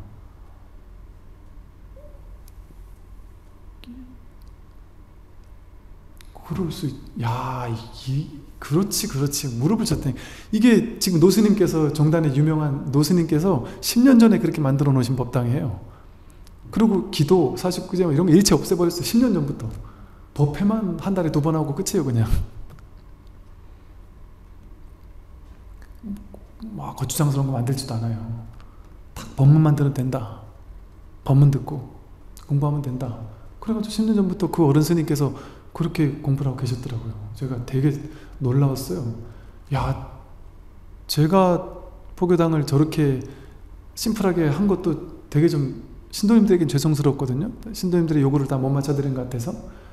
근데 저보다 더하게 벌써 10년 전에 저렇게 했던 분이 계시구나. 깜짝 놀랐습니다. 저도 야, 이 시대에 뒤떨어지는 사람이구나 그 생각이 들더라고요. 그렇지. 꼭 절이라고 해서 꼭 막 호불탱화 있어야 되고 부처님 있어야 되고 닷집에 뭐 다 있어야 됩니까?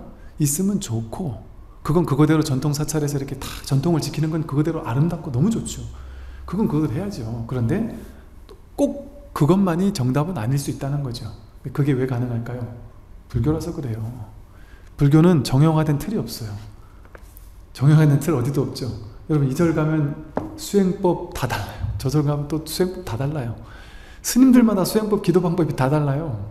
절도 공식이 잘 없어요. 대충 공식 만들어놔도 본사마다 가면은 도량 구조가 다 다르다니까요. 전부 다 달라요. 예외가 다 있고요. 다 달라요. 왜 가능할까요?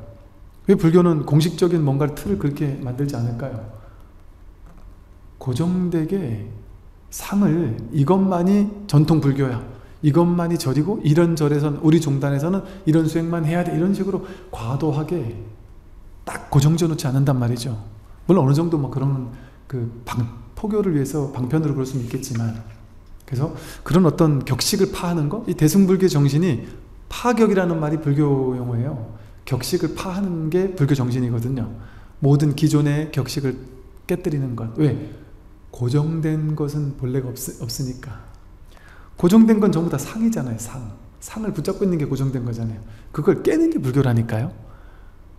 근데 불교가 시대적인 발전에 따라서 똑같이 변화 발전해야죠. 저는 제가 좀 아쉬워서 그래요. 혜민 스님 같은 분이 나타나서 서울에서 그렇게 어플 만들고 하면서 참 잘 하셨는데, 저런 분도 한 분 꼭 계셔야 된다는 생각을 했는데, 이분이 탁 해주셔서 너무 좋았는데, 너무 순진하셔가지고, 너무 또 순수하셔가지고, 거기 작은 부처님 모셔놓고 있으면 그게 법당이죠, 사실. 그리고 부처님 안 모셔도 법당이라니까요. 스님이 살면 거기가 법당이죠. 거기서 뭐 딴짓하는 것도 아닌데, 잘 곳이 있어야 되니까. 그게 제가 알기로는 그쪽 부근 집들이 지금이니까 갑자기 막 한옥 이러면 엄청 비싸다고 사람들이 막 엄청 비싸졌대요. 옛날 같으면은 그 동네 집값도 쌌대요. 옛날 집이라 가지고. 그걸 다 생각하기 나름이지 않을까. 내가 왜 자꾸 이렇게 이런 얘기를 해주고 있지? 근데 이게 제가 쌤앤쌤하고 알거나 이런 게 전혀 없어요. 그냥 어떻게 알긴 하죠. 그런데 막 깊이 아는 건 아니거든요. 한 번인가 뵙고, 한 번 뵀을 때 제가 육군사관학교 있을 때 생도들 법회해달라 그랬는데, 와서 생도들 선물 막 한 바가지 사가지고 갖다 주시고, 그러고 법회해주고 그러고 가셨었거든요. 그 기억은 있죠. 근데 또 그 전에 신문 이제 연재를 둘이 같이 오래 했던 기억도 있기도 있고, 근데 그거 외에는 없거든요. 근데 저는 참 그게 안타깝더라고요. 이게 어찌 보면 불교가 좀 너무 고정돼 있구나. 법정 스님의 그 무소유라는 것 때문에 이 법정 스님을 제가 뭐라는 게 아니라 그랬어요. 그 정신이 틀렸다는 것이 아니라 그런 방편도 필요하지만, 또 이 현대인들에게 지금에서는 또 이렇게 격식을 파하면서 이렇게 요즘 확 변하고 있는 현실에 맞춘 어떤 이런 것들을 할 수 있는 젊은 스님들이 자꾸 나와야 되거든요. 근데 이제 이 스님 한 번 이렇게 이러고 나니까 젊은 스님들이 하고 싶어도 못하는 거예요. 이제 괜히 욕먹을까봐, 혜민 스님 좀 될까봐. 그래서 그게 참 이게 한 번쯤은 제가 이렇게 공식적으로 얘기할 필요는 있겠다. 왜냐하면 불교 정신이 법정 스님 같이 무소유하는 스님은 부처님 당시에는 가섭존자 한 분이셨어요. 가섭존자는 법정 스님처럼 부처님 가섭존자한테, 야, 너 그렇게 시골에서 혼자서 없이 살지 말고 대중들에서 절에서 시중 받으면서 공양 맛있는 거 먹으면서 좀 살아라, 제자들 좀 가르치면서 살아라 이랬더니, 부처님 저 한 명 정도는, 부처님 말씀이 당연히 지당히 오르십니다만, 저 한 명 정도는 이렇게 없이 살고 가난하게 살고 하는 것이, 한 명 정도는 이렇게 사는 것도 나쁘지 않습니다. 제가 여기에 고집하는 게 아니기 때문에, 이렇게 수행자는 가난하게만 살아야 되라고 상을 가지고 고집하는 게 아니니까, 거기에 걸림없이 가난하게 사니까 괜찮지 않겠습니까? 해서 부처님이, 그래, 가서 너 정도의 공부라면, 그렇게 걸림없이 그렇게 사는 것이라면 괜찮겠다 해서 용서해줬단, 허용해줬단 말이에요. 근데 가섭보다 더 심하게 스님들은 절에서 자면 안 된다, 산소에 가서 자야 돼, 산에 가서만 자야 되고, 옷도 신도님들이 보시해준 옷 입어. 부처님이 왕이 막 가사 500벌 보시해주고 막 이랬단 말이에요. 장자, 상공업자들이 막 절도 보시해주고 옷도 보시해주고 음식 초대받아간 게 얼마나 많아요. 그 모습을 보고 대받았다가 반역을 일으키면서 부처님은 타락했다. 스님들은 절에서 자면 안 된다, 맛있는 음식 먹으면 안 된다, 좋은 옷 입으면 안 된다, 나를 따르라, 내가 제2의 부처가 되겠다 하면서 부처님 제자들 꼬여가지고, 나는 산에서만 자고 수행자는 음식도 아주 안 좋은 음식만 먹고 옷도 다 떨어진 옷만 입는 걸 모토로 한다. 이게 진짜 아니냐, 나를 따르라 했단 말이에요. 부처님 뭐라 그러신지 아세요? 사리불과 목건년을 보내가지고 저 어리석은 사람의 잘못된 삿된 생각을 깨뜨려줘라. 그래서 사리불과 목건년에 가가지고, 그렇게 불교는 극단적인 계율주의자가 아니에요. 불교는 계율도 방편으로 인연 따라 만들어진 거라 소속에는 버려도 좋다고 했단 말이에요. 고정된 거 아닙니다, 계율. 불교에서 계율은 절대 진실이라고 고정해 놓으면 그건 불교 정신에 어긋나는 거죠. 부처님이 계율을 처음부터 딱 만든 게 아니잖아요. 인연 따라 만들었거든요. 무엇이든 고정된 게 없는 거예요, 불교는. 그래서 그렇게 법정 스님 같은 분은 그분 나름대로의 모습으로서 너무 욕망과 집착에 가려 있는 사람들에게 본을 보일 수 있는 분이시고, 그런데 다양성이 필요하거든요, 불교 안에도. 또 도심에서 포교하면서 신도님들을 교화하면서 어플도 만들고 하면서 시대적인 변화에 맞춰서 이렇게 하면서 이렇게 살아가는 분도 필요해요. 그리고 이게 이제 중요한 것은 그거 같아요. 이제 우리가 아마 이제 혜민 스님도 아마 스스로 반성하신 게 그걸 거예요. 이 대중들의 의견도 맞다라고 생각하셨던 것이 있었을 거예요. 아마 그것은 뭐냐 하면, 내가 이 겉모습이 이런 곳에 살고 이런 걸 쓰면서 이렇게 사는 게 이게 꼭 잘못됐다기보다는 이렇게 하더라도, 그러니까 황벽 스님이나 옛날 임재 스님이나 이 스님들 어록에 이런 게 있거든요. 내가 쉽게 말해 깨달아서, 마음 공부를 해서 깨달아서 공부가 된 사람이라면 하룻밤에 황금 뭐 몇백 년을 써도 상관이 없다, 이런 말이 있어요. 돈이 아니란 말이에요. 돈이 아니란 말이에요. 이제 이 공부가 된다면. 그러니까 이 속에 있지만 여기서 벗어나서 이 속에 있는 사람, 아까 말한 것처럼 머물지 않고 그것을 하게 된다면, 여기 있으면서 여기 걸리지 않는다면 상관이 없단 말이죠, 그렇게 해도. 근데 아마 당신도 또 겸손한 성격 때문에 그런 것도 있을 것이고, 또 하나는 당신 스스로 그렇지, 내가 정말 완전히 공부가 다 끝난 사람이 아닌데, 아직 공부의 과정에 있는 사람인데 하는 마음으로 조금 더 공부하고 조금 더 내가 좀 이렇게 할 수 있는 방향으로 삼자 하니까 그냥 깔끔하게, 그냥 군더더기 없잖아요. 깔끔하게 그냥 하시잖아요. 그러니까 그러면서 뭔가 또 배우셨을 것 같고. 근데 하여간 그런 점도 우리 불자들은 알아야 됩니다. 그게 반드시 잘못됐다, 겉모습만 보고 상만 보고 그렇게 한다고 무조건 잘못됐다, 이거는 아니라는 거죠. 그래서 저도 또 욕먹을 수 있겠지만 이런 얘기를 한 번은 해야 될 것 같다는 생각이 들어서 그 말씀 드렸고요. 그게 바로 무상의 정신입니다. 모양에 사로잡히지 않는 그런 정신이죠. 그리고 무주는 사람의 본성입니다. 우리의 본성이 무주예요. 이 소리에 여러분 집착하시겠어요? 이 소리는 왔다 갔잖아요. 왔다 갔죠? 이 소리에 집착한 바보죠. 인연 따라 왔다 인연 따라 가니까 집착할 게 없어요. 그런데 우리는 마음을 내서 이 소리에 마땅히 집착을 해요. 윗집에서 꽁꽁거리는 소리에 정신병이 올 수도 있단 말이에요. 죽이고 싶은 마음이 들 수도 있고. 인연 따라 생기고 사라지고 끝인데, 끝이기 때문에 우리는 머물지 않아요. 여기 머물러 집착하지 않아요. 그냥 인연이 왔다 간 건 그냥 흘려보내는 게 우리의 본성이에요, 본래. 그런데 가만 놔두면 그냥 이렇게 왔다 갔을 뿐이에요. 그런데 분별을 일으켜서, 어리석은 분별심, 마음, 생각을 한 생각을 일으켜서 저 소리 점점 거슬리는데, 점점 듣기 싫은데, 이 생각을 믿기 시작하면 그게 나를 막 괴롭히는 것 같이 느낄 수 있어요. 내가 옷을 입은 거 아무렇지도 않아요. 그냥 청바지 흰 티 하나 입어도 아무리 부끄럽지도 않고 아무렇지도 않아요. 오래된 티, 목 다 늘어난 거 입어도 당당하고 떳떳할 수 있어요. 근데 어느 날 갑자기 남들이 화려한 걸 입는 걸 보고 남들이 나를 좀 무시하지 않을까? 옷 입는 거 가지고 좀 무시하지 않을까? 이런 생각이 한 생각 일으켜서 자기가 그 생각을 믿기 시작하면 갑자기 자기 신세가 부끄러워지고, 자기가 못난 것 같고, 더 돈도 벌어야 될 것 같고, 더 좋은 거 사야 될 것 같고, 이런 망상을 일으킬 수 있단 말이죠. 그거는 분별심이 만드는 거죠. 분별심을 일으키기 전에는 다 흘러가요. 여러분 서울 시내 지나가면서 집까지 걸어가시면서 아름다운 멋있는 빌딩, 멋있는 아파트, 뭐 좋은 빵가게 뭐 많이 옆에 다 지나가잖아요. 다 집착합니까? 이 집 갖고 싶어, 저 빌딩 갖고 싶어, 이 빵 먹고 싶어, 저 짜장면집 갖고 싶어. 다 머물러 집착하나요? 안 머물러 집착해요. 우리 본성이 머물러 집착하는 게 아니라서 다 흘려보내요, 그냥. 여러분은 집착하는 버릇이 더 많을까요? 집착 안 하는 버릇이 더 많을까요? 눈에 보이는 게, 서울 시내 쳐다보세요. 눈에 보이는 게 100가지인데 그 100가지를 여러분이 다 갖고 싶어 집착해요? 못 가서서 죽을 것 같아요? 아니라니까요. 집착 안 하는 게 본성이에요. 집착 안 해요, 다. 그런데 내가 특정한 걸 갑자기 꽂혀가지고 분별심을 일으켜서 갑자기 그게 좋아 보이기 시작하면 그거에만 꽂히는 거예요. 그러다가도 또 그거 꽂혔다가 금방 또 생각이 달라져서 그건 또 관심이 없어져요.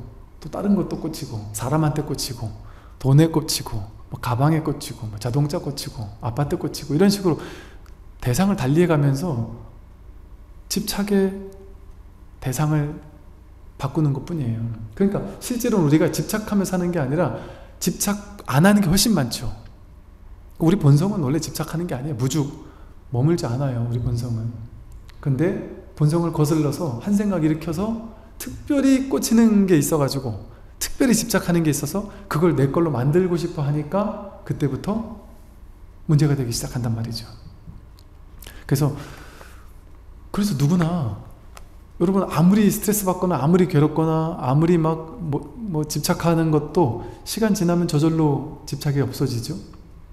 20대 때 난 저 사람 없으면 죽을 것 같았는데 저 사람이 나를 버리고 가더니 딴 사람하고 결혼해서 막 괴로워 죽겠었는데 50, 60, 70 돼가지고 막 그게 지금까지 생각나면서 막 분노가 일지 않는단 말이에요. 그게 한때 추억이지. 그냥 잘 살고 있나, 그냥 잘 살고 있는 거 보면 그냥 흐뭇할 수도 있단 말이에요, 시간 지나면. 물론 안 그럴 수도 있지만, 내가 분별을 질투나 뭐 이런 게 과하게 심하게 하면 안 그럴 수도 있지만, 그러니까 세월이 지나고 나면 저절로 옛날에 집착했던 거를 그냥 저절로 내려놓게 돼요. 왜? 우리 본성이 본래 무주라서 그래요. 머물지 않아요, 우리는. 우리 근원은 머물지 않아요. 머물 수 없어요. 근데 자기 분별심이 머물지 않고 그냥 늘 흘러가고 있는데 그 가운데 특정한 거 한두 개만 자꾸 분별해서 집착하니까 그게 우리를 괴롭게 만드는 거란 말이죠. 그러니까 우리의 본성은 무주고, 무주가 되면 행복할 수밖에 없어요. 머물지 않으니까. 무주는 세간의 선악, 미추, 원수와 친한 이 등의 분별이 공한 줄 알고 부딪히고 찌르고 속이고 다툴 때에도 그 모두가 공함을 깨달아 해칠 생각을 내지 않는 것입니다. 즉 매순간 이미 지나간 앞의 일들을 생각하지 않는 것입니다. 다시 한번 보죠. 무주는 머물지 않는다라는 것은요, 세간의 이 세상에 있는 선악, 미추, 원수와 친한이 등의 분별이랬어요. 그러니까 모든 분별심 이 소리예요. 분별을 하게 되면 선악이 있으면 선은 집착해서 머물죠.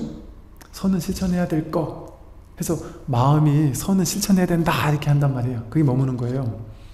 이거는 실천하면 악이라고 생각하는 건 밀쳐내야 될 거, 내 인생에 악이 있으면 안 돼 해서 막 밀쳐내야 될 거라고 고정지어 가지고 그걸 밀쳐내려고 길을 쓴단 말이에요. 그것도 머무는 거예요. 마음이 어딘가에 구속되어 있는 거잖아요. 마음이 어딘가에 사로잡혀 있는 거예요. 좋은 쪽으로 사로잡혀 있는 거, 싫은 쪽으로 사로잡혀 있는 거 전부 다 머무는 거예요. 머물러 집착하는 거예요. 그래서 이렇게 둘로 나누는 게 있으면, 분별이 있으면, 선악, 미추, 원수와 친하니 이런 식으로 둘로 나누는 분별이 있으면 머물게 돼요. 둘 중에 하나는 취하고 싶고 하나는 버리고 싶어요. 취하는 게 머무는 거예요. 버리려고 애쓰는 것도 머무는 것이고. 그래서 양극단에 어딘가에 치우치게 된단 말이죠. 취사 간택심을 일으킨다. 그래서 여기 말한 것처럼 무주는 선악, 미추, 원수와 친하니 등의 분별이 공한 줄 아는 것. 공한 줄 알게 되면 머물지 않겠죠. 이게 공한 건데 거기 사로잡혀서 집착할 일이 없단 말이죠. 밀쳐내려고 기쓸 일도 없단 말이에요. 어차피 꿈과 같은 건데 뭐하러 사로잡혀 집착하고 구속하고 하겠습니까? 그렇게 선악, 미추나 이런 분별을 가지고 하나를 취하고 하나는 버리려고 살면 어떤 일이 벌어지냐면 부딪히고 찌르고 속이고 다툴 때에도 그 모두가 공함을 깨달아 해칠 생각을 내지 않는 것이 바로 무주라고 했는데요. 분별을 따라가게 되면 분별에 좋은 건 취하고 싶어서 갖고 싶어서 막 싸우고 못 가져지면 막 그거 하나 가지고 서로 내가 가지려고 막 싸우고 찌르고 괴롭히고 욕하고 그러면서 막 여기처럼 부딪히고 찌르고 속이고 다툰단 말이에요. 내가 갖고 싶은 걸 나만 가지려고 취하려고 또 싫은 거는 막 밀쳐내려고 싫은 사람하고 막 싸우고 찌르고 하면서 이 괴로운 삶이 벌어진단 말이죠. 그런데 그렇게 부딪히고 찌르고 속이고 다투는 인생사에 있는 온갖 희노애락과 괴로운 일들이 벌어지더라도 그 또한 공함을 깨달아서 해칠 생각을 내지 않는단 말이에요. 머물지 않으니까 절대적으로 옳거나 절대적으로 틀렸다는 생각 없어요. 인연 따라 물 흐르듯이 삽니다. 수행자는 반드시 어떤 게 좋아 보여서 가지려고는 해요. 그래서 그거 갖기 위해서 최선을 다해요. 그런데 내가 과도하게 무리수를 써가면서까지 저 사람과 싸워 이기면서까지 더럽고 치사한 방법 써가면서까지 가져야 된다? 안 가져요. 그냥 뭐하러 그렇게 가져요. 자연스럽게 가질 수 있는 걸 가질 뿐이지. 그 실제로 여러분 좀 집착이 좀 없는 사람이 훨씬 삶이 행복해요. 어떤 분이 내가 너무 어떤 사업 공간 하나 갖고 싶어 가지고 남편한테 어떤 그 공간 하나 만들어 달라 그랬대요. 근데 보니까 자기가 가서 보니까 여기 너무 좋아서 너무 마음에 들어 갖고 싶더래요. 근데 여기는 좀 비싸더라는 거예요. 근데 너무 한번 꽂히고 나니까 이걸 너무 무리를 해서라도 갖고 싶더래요. 막 대출을 하고 무리를 해서라도 갖고 싶더래요. 그난 3일 너무 갖고 싶어서 남편도 꼬셔보고 다른 방법 없나 알아보고 막 알아보고 막 별의별 짓 남들한테 꼬보기도 하고 다 해봤는데 답이 안 나오더라는 거예요. 근데 이분은 마음 공부하는 불자라서 3일 별의별 방법을 쓰려고 해봤는데 안 되더라. 근데 되려고 하니까 될 방법이 있긴 있는데 그게 좀 무리가 따르더라는 거예요. 남편 첫째 싫어한다. 남편 반대하면 일단 그건 무리수죠. 자연스러운 게 아니죠. 남편 반대하더라. 과도한 돈이 나가더라. 내가 좀 위태위태 하겠더라. 그럼 자연스럽지 않잖아요. 그럼 본문 듣다가 문득 오케이 간단하네. 근데 3일 동안 엄청 그걸 갖고 싶어서 너무 집착을 했는데 3일 후에 너무 간단하네. 남편도 이걸 못 해주는 것 때문에 마음이 되게 아팠대요. 남편한테 만나서 남편한테 나 오늘 마음 정리했어. 완전 깔끔히 정리했어. 야 이게 마음 공부의 힘인가 봐. 완전 정리 딱 하고 나니까 내게 아닌 게 확실해졌네. 전혀 미안한 마음 가질 필요 없어. 여기 있을 필요가 없어. 난 그냥 여기 적당한 내가 살면 돼. 정리가 깔끔하게 된단 말이에요. 갖고 싶어서 노력은 하되 자연스럽지 않은 거는 깔끔하게 그냥 포기할 수 있단 말이에요. 왜? 집착이 없으면, 머물지 않으면, 이게 좋다고 해서 여기 머물러 있는 마음이 강하면, 집착이 강하면 그거 아니면 안 될 것 같아요. 어떻게 무리수를 써서라도 그걸 갖고 싶어 해요. 아니 또 사람들 얘기 들어보면 이래요. 예를 들어 우리 집값이 올랐다. 그거 자기 생각이에요. 생각. 집값이 진짜 오른 게 아니고 집값이 올랐다고 생각해서 팔 때 보면 더 많이 받고 싶어 하잖아요. 더 많이 받고 싶어 가지고 막 그렇게 팔 필요 굳이 없어요. 어느 정도는 뭐 많이 받으려고 하는 건 좋은데 굳이 안 되면 그거 머리 싸매가면서 나는 다른 집 이사 가는 집은 엄청 싸게 가고 싶고 내 집은 엄청 비싸게 팔고 싶고 그 생각을 가지면 서로가 껄끄럽고 힘들고 번거롭고 이런 일이 생기는데 그냥 자연스럽게 편안하게 내가 할 수 있는 여건에 되는 대로 그리고 될 수 있으면 그 상대방이 조금 힘들면 약간 서로가 기분 좋게 조금 깎아주고 이쪽 갈 때도 내가 그렇게까지 무조건 싼데 이렇게 생각하지 않고 그렇게 되면 쉽게 말해서 이 말이 뭐냐면 여유가 생기거든요. 사람이 집착을 조금만 내려놓으면 이게 원래 내 거라는 게 정해져 있는 게 아니야. 근데 왜 그런 집착이 생기겠어요?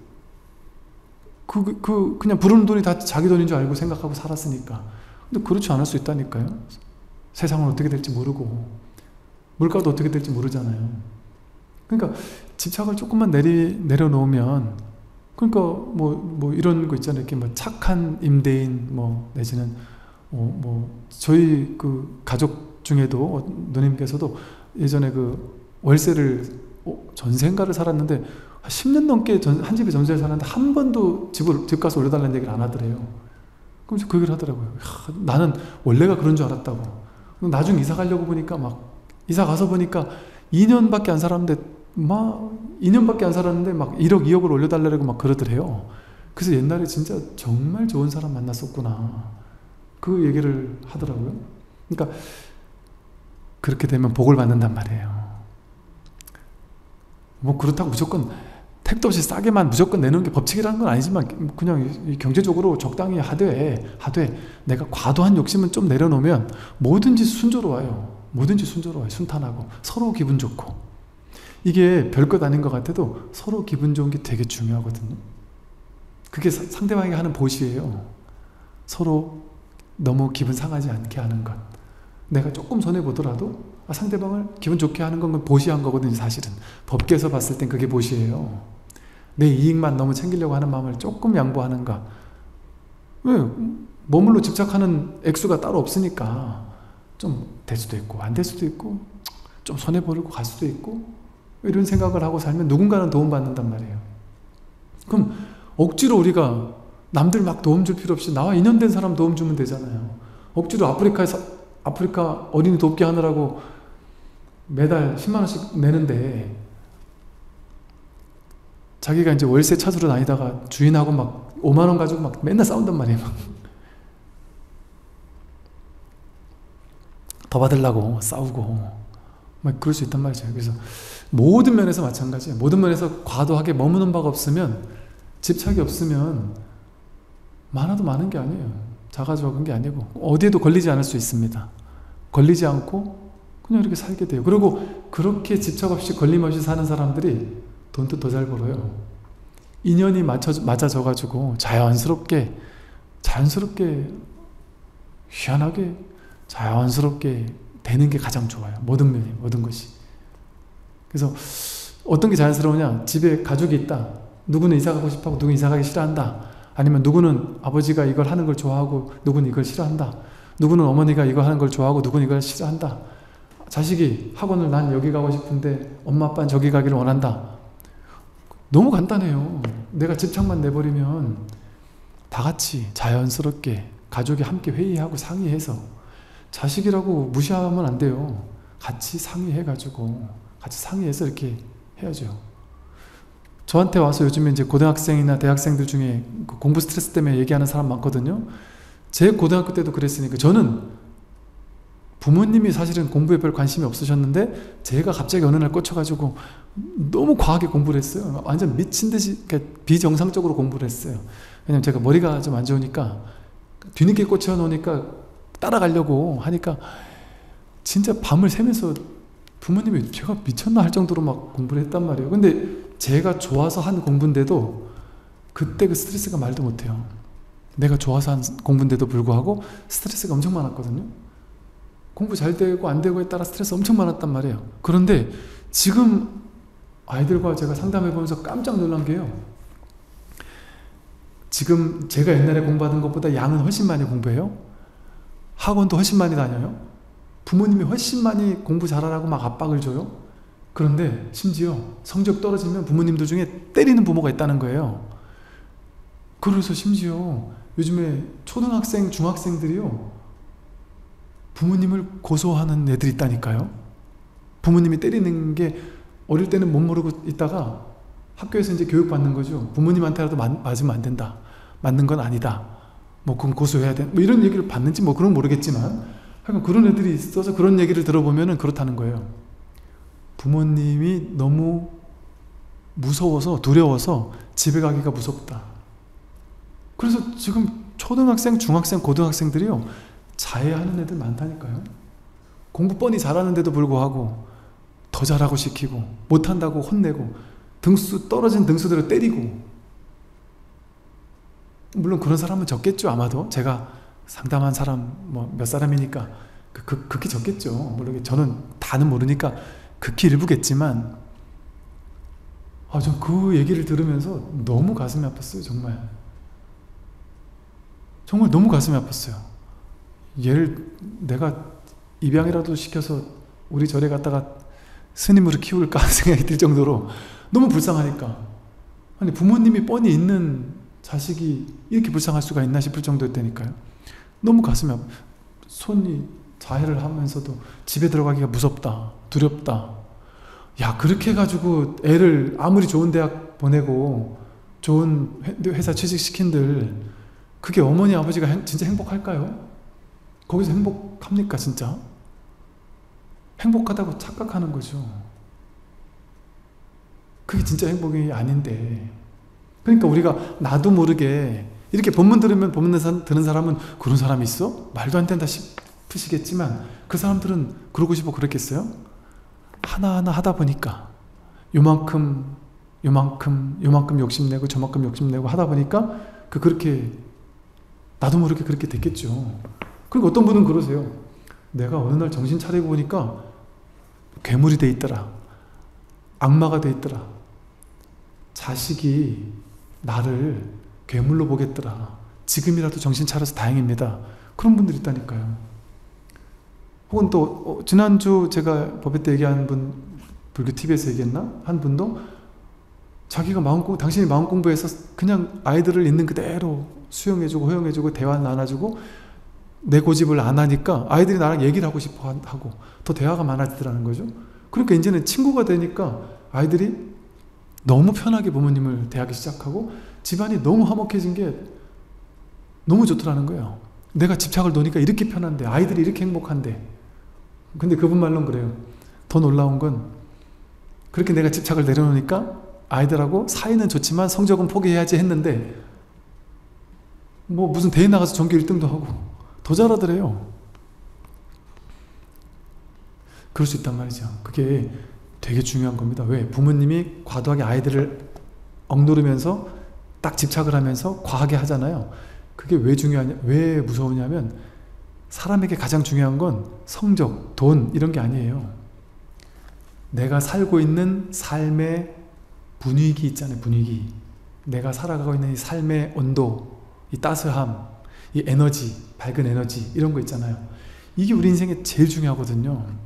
그러니까 사람들이 여러분도 그러지 않으세요? 예를 들어 내가 차라리 돈을 좀 날리더라도, 아니면 회사 가만히 있으면 이 회사에서 뻔히 10년 20년 더 다닐 수 있는데도 불구하고 너무 죽을 것 같은 직장 상사가 나를 괴롭히는 게 너무너무 심해서 내가 죽고 싶을 정도가 된다. 그럼 때려치고 나오잖아요. 때려치고 나오는 게 맞고, 또 거기다가 죽느니 너무 과도하면 저절로 그렇게 나오잖아요. 그런 것처럼 우리가 사실 뭐랄까 너무 과도한 그런 그 집착이나 이런 것들 속에서 살게 되면 과도하게 하여간 집착을 받는 대상은요 삶을 제대로 못 살아요. 그럴 수밖에 없어요. 그러니까 정상적인 사랑하는 관계였다가 갑자기 이 사람이 스토킹하는 느낌이 들면 갑자기 정이 뚝 떨어지잖아요. 정이 뚝 떨어진 이유가 뭐겠어요? 그 사람은 나를 사랑하는데, 목숨 걸고 사랑하는데 이게 정이 뚝 떨어지는 거예요. 왜? 집착을 받는다는 걸 느끼는 순간. 그러니까 이게 사랑에도 밀당이 필요한 이유가 그거예요. 과도하게 집착하면 안 되는 거거든요.